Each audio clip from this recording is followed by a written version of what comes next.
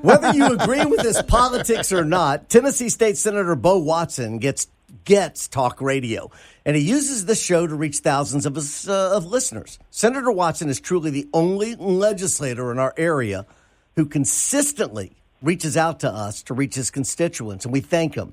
Today, we welcome him to the show to answer questions from our text line. We put the word out last week about him coming on, and the response was outstanding. If you have a question for Senator Watson, 267-1023. Senator, it's so good to hear from you. And I want to start off with what happened 2 weeks ago in Minnesota in the shooting of two Minnesota state lawmakers. Political violence has become all too common. What's it like for you and some of the other leaders in the state? What has this been like, seeing what's happening around the country? Well, first of all, thanks for having me on. I hope your daughter's doing well out in Cali and living large. I know I know you're super proud of her. I am. Thank you. Yeah. Well, obviously, I mean, the heightened awareness. I think members of legislatures all across the country have had a heightened awareness over the past several years anyway, but certainly that brings it very much to home. Members understand that there is an inherent risk in public service, and there is an inherent risk when you are out and about in your community. Particularly if you're dealing with budget struggles or you've got controversial issues that are being debated. Members have to be sensitive to the emotions of the public, and certainly with social media and the ability to get people really fired up through social media, it's become a greater risk, and so all members are being a little bit more cautious. It's a difficult balance, Jed, because we understand, those of us in public office understand that the public expect us to have a physical presence in our community, but you can begin to appreciate why members may be a little bit hesitant about having town hall meetings and those kind of things, because when you get a large crowd together, sometimes you cannot control all the actions that are going on in the crowd, and it puts the public as well as the elected official at risk. Have you ever had any personal I was going to say, situations like that where you felt uncomfortable or someone was in your face or whatever, other than me? Well, I mean, every time, we've had in the legislature over the past, during my legislative life there, we've had a number of controversial issues that has created quite a crowd at the Capitol, and there have been moments where people get very much in your space and in your face, and currently, the big behavior now is for media, sometimes official media, most of the time unofficial social media will put a camera within 2 or 3 inches of your face and yell and scream at you. And so, but we have really good security in the legislature. I will say this, I've been in the legislature now about 21 years. And the amount of security we have today as compared to when I first started is just not comparable. We might have 1 or 2 highway patrol officers in the Capitol. Now we probably have 15 or 20. Wow. It's a changing world. So, all right. So putting the camera in your face, they want a response from you, something that can go, quote unquote, viral. Am I right? Sure. I mean, that's the trick, is to catch a member off guard around a controversial issue, get them to say something, and then use that to generate clicks or attention to their website. Oftentimes, they will put the camera in your face, and this can be the media or really just private citizens. Put the camera in your face and follow you from the legislative office all the way down to your from the Capitol all the way down to your office. In public spaces, people will bring their camera and put it in your face and ask you controversial or difficult questions or make statements and try and get a response from you.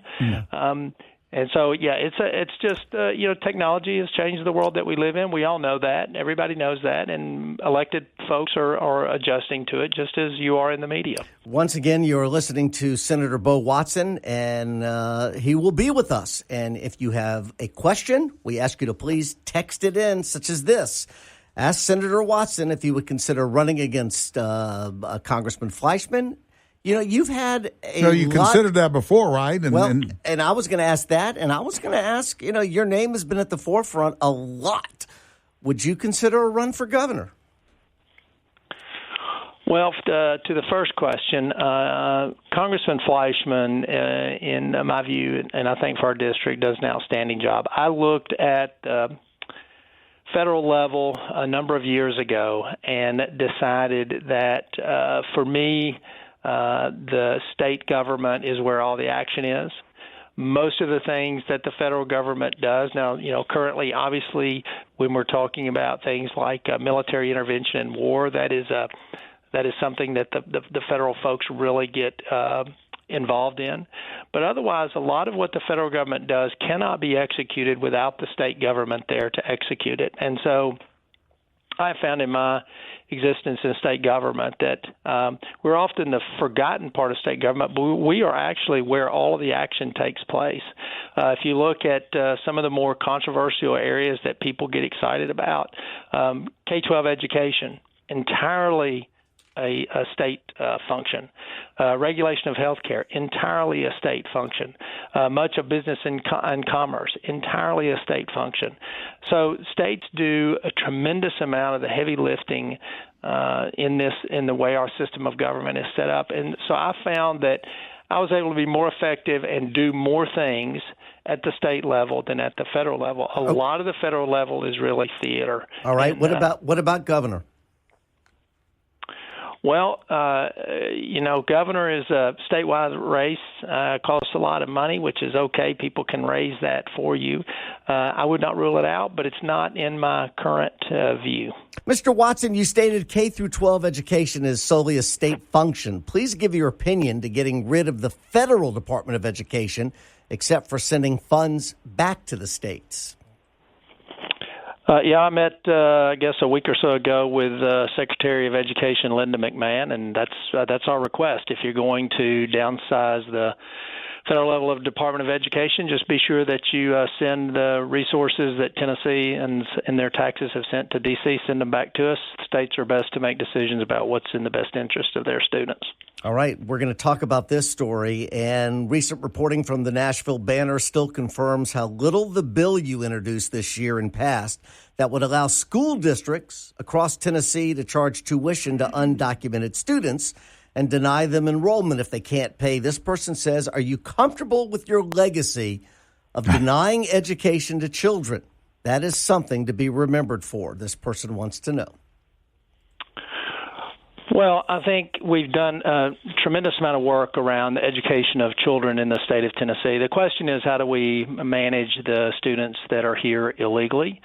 That's a decision that goes back to the early 1980s. It was a 5-4 Supreme Court decision.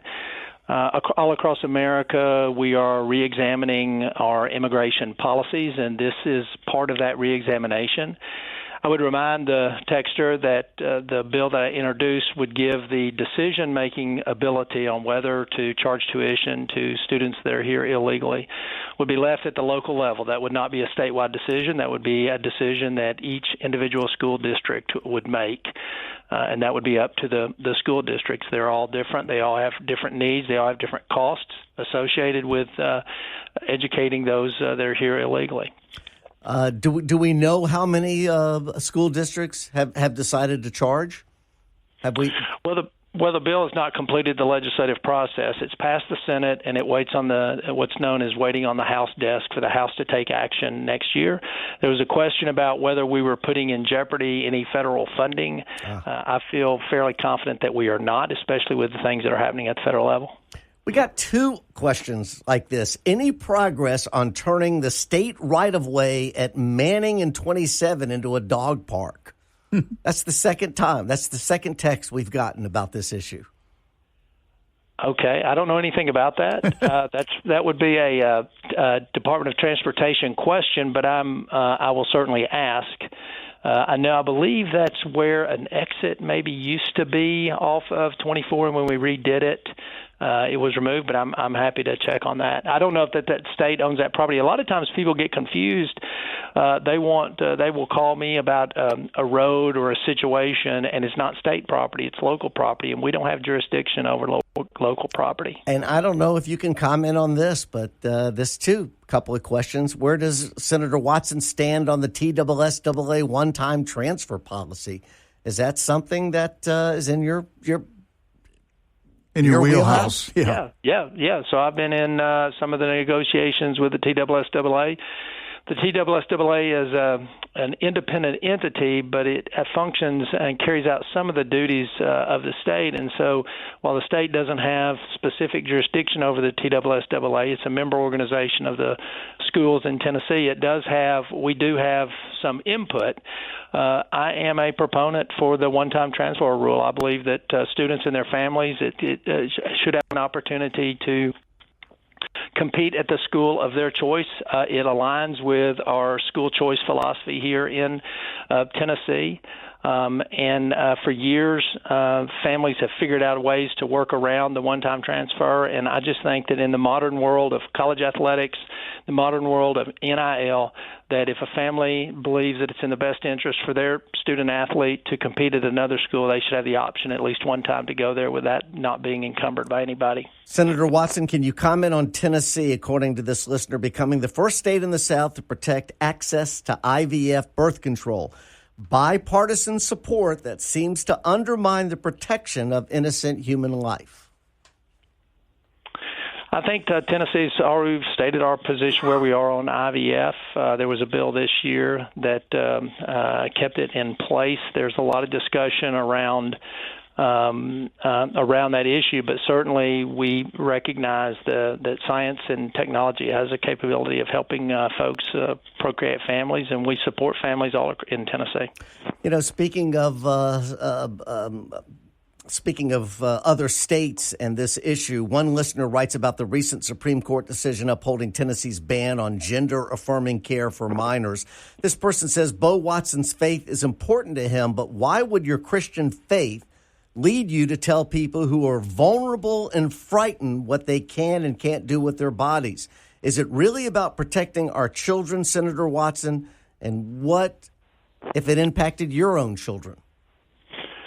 Well, it absolutely is about protecting our children, and it's also, more importantly, it's about the ability to make decisions at the state level for the citizens of their particular state, and other states can make different decisions than we make in Tennessee.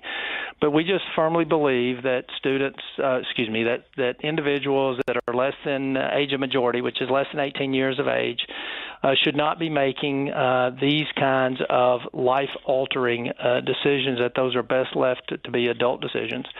We do this in a number of spaces. The Supreme Court pointed this out. We do this in a number of spaces. If you're less than 18, we don't allow you to buy cigarettes or smoke cigarettes. If you are less than 18, we don't allow you to vote. I mean, there are any number of areas where we use at the age of 18 to be a discriminating point about the decisions that individual citizens can make, and this is no different than that. This one in particular is life-altering, and we just believe it's such a magnitude of a decision that it should be delayed until adulthood. And then at adulthood, make the decisions that you feel best for your lifestyle. I don't know if we can get this in or not, but this person is just wanting to know, has Nashville legislators destroyed the hemp industry in this state, considering we have more hemp shops than any other city in the state? I believe we have more than 500. Is that industry just going to go away and all that tax dollars gone? I don't believe so. The business community has an amazing way of adapting to regulation and regulatory changes. Obviously, marijuana is recreational or medicinal are not legal in Tennessee. And through technology and the art of chemistry, the hemp industry had figured out a way to essentially be selling marijuana. And we put that under regulation and put it under greater taxation, but I think the industry will adapt. It is once again so nice to have Senator Bo Watson and his willingness to take text questions from our listeners. We thank you very much. This person says, can you thank Senator Watson once again for getting rid of the emissions testing. That was such a horrible law for Hamilton County. Well, it sounds kind of funny that it's when you say it, but actually that took about 10 years to get done. There are a lot of federal, local, and state involvement there. So, yeah, that was a big win for the citizens. Hey, I looked real quickly at the map here where Manning Street, I think that is where the old exit used to be off of 127. There are some right-of-way requirements that the state has, but I will follow up on that and try and figure out the dog park situation. Another compliment, Senator Watson. Wow, always two compliments in a row. Has the best bow ties. Keep it going. Keep it going. The best bow ties. What a sharp guy. Great job, this person says. So that's good. Any future plans on building a bridge over the river at Soddy Daisy to Highway 58? God, that is such a great question, and it's one that our delegation works on every year. 15 years ago, I had a study done to look at putting a toll bridge across there as a way to try and pay for it. It was not financially feasible at the time. There are a couple of challenges that exist there. One is it's the widest part of the Tennessee River, so the bridge cost is escalated. The second is you have a nuclear plant very nearby. And the third is on the Harrison side of the river, there is a lot of topography challenges there in terms of the ridges that exist there. So it's an extremely expensive project, but we keep it at the forefront of discussions. It's on the list. It's just down the list. All right. With the layoffs of federal employees to reduce the budget, what do you think will be the impact on state parks in Tennessee? Well, I mean, Tennessee takes great pride in our state parks. It's a state function, so we're not going to change our funding to our state parks in any way as a result of any federal changes that they might make. Now, state parks may apply for different federal grants that might not be available to them if some of those changes go into effect. But in terms of how we manage our state parks, we feel really good about our ability to continue to fund them out into the future. This person says liquor and cigarettes have killed more people than marijuana and always will. This one says another politician chasing windmills, commenting about the hemp industry in Tennessee. Well, I understand people's position on marijuana or hemp or other types of illicit drugs. And, yes, you can make that argument. You can also make the argument that those have killed probably more people than perhaps fentanyl and those kind of things. But the truth is that just because you have one activity that is greater than another doesn't mean that, well, then we should allow this activity to occur as well. And currently the position of the state of Tennessee is that marijuana on a recreational or medicinal basis is illegal. The legislature will continue to look at that. Actually, we set up a commission. I think we talked about this on a previous show, Jed and JR. We set up a commission that if the federal government, if Congress would simply reschedule marijuana, then Tennessee has a process in place that would immediately go into effect, which would allow for the legalization of marijuana. But it depends on the federal government rescheduling marijuana to an appropriate level. All right. We got a couple more questions that I would like to ask you about. JR, do you have? I was going to say, give me look in the future for me a little bit and just say what are you working on now, or what needs to be done? What is the next hurdle that this state legislature or you in particular want to cross? Well, I mean, obviously, I'm chairman of the Senate Finance Ways and Means Committee, which means much of my time is spent on the finances of the state and the budget of the state.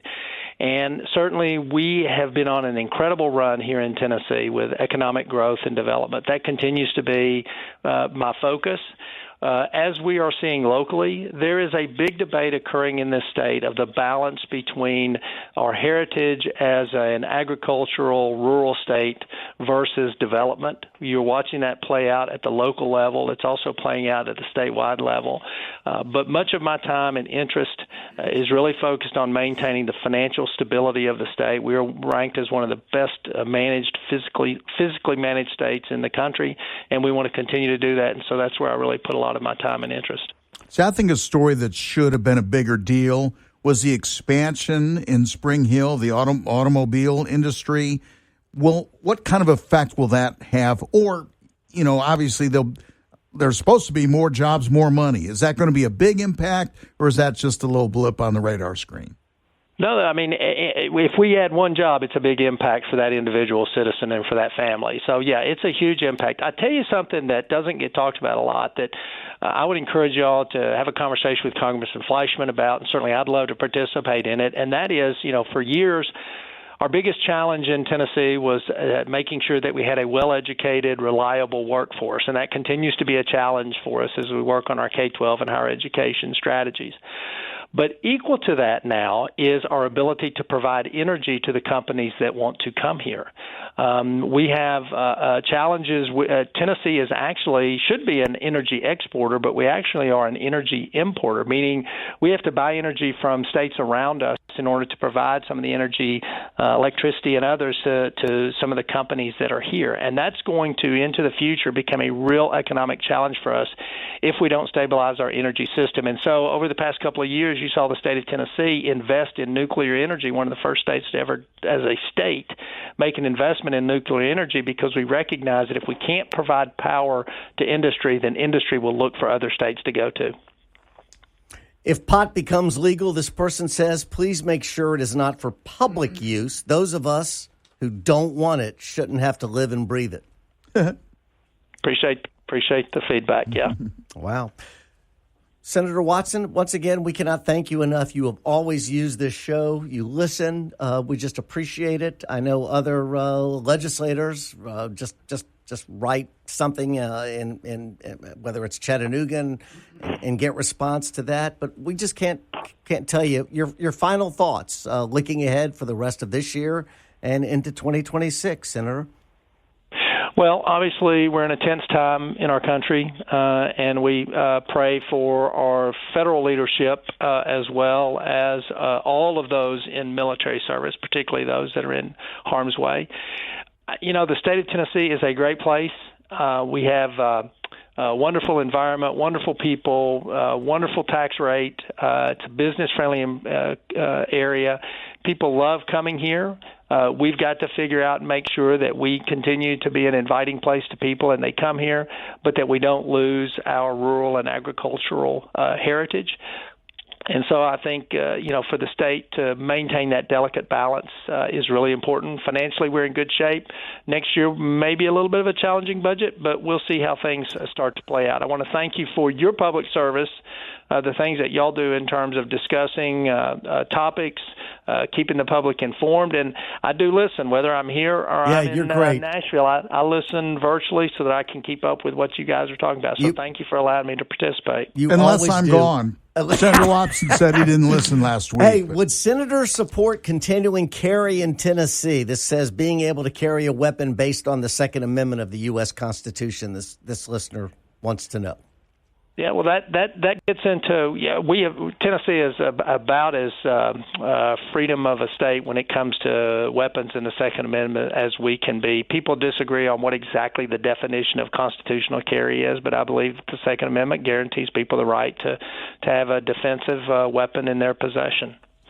All right, Senator. Thank you again for everything. We appreciate all you do. We're going to be doing our July remote. And I know you remember this day. It's the 10th anniversary of the July 16th shooting that killed the fallen five. Yeah.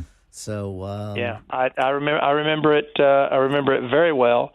I also remember the incredible response from our community, both from our first responders, but then in the days afterwards, the response that we had in this community, and then all across the nation, the support that Tennessee received was simply amazing. You are right. Senator, thank you again, and all the best to your family as well, sir. We thank appreciate you, it very much. Thank you. Go Mocs, JR. Go Mocs. Thank you, brother. JR.